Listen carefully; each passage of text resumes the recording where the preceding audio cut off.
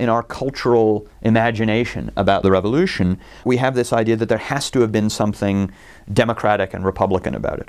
That it's a kind of republican and democratic revolt against the ancien regime and monarchical power. And that is so powerful in our historical imagination.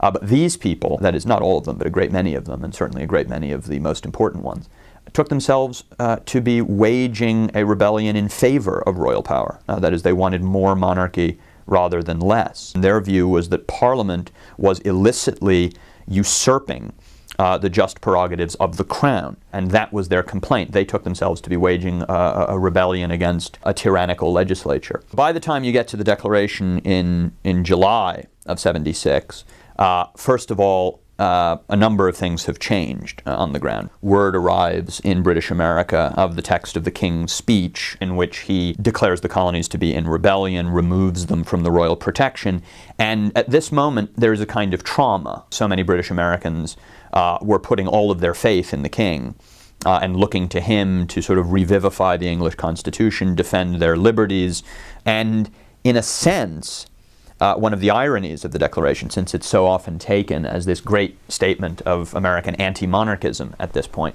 is that in a way it's the final and most eloquent testimony to the power of this sort of neo-Stuart theory of the empire. The word Parliament doesn't appear in the Declaration of Independence.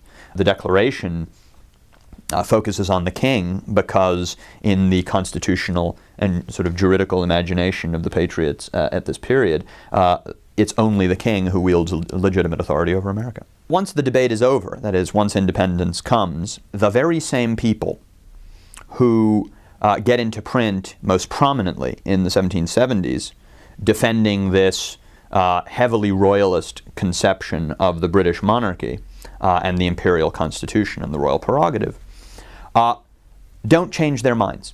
And exactly this same cast of characters are defending sweeping executive power and become the chief advocates for the new Constitution and its chief architects in the 1780s. And they themselves highlighted the continuity in their thought. They're going to create a monarch of a kind who is not a king, but who is given more prerogative power than any English monarch had wielded since the defeat of the Royalist cause. We tend to think of the presidency as sort of monarchy light.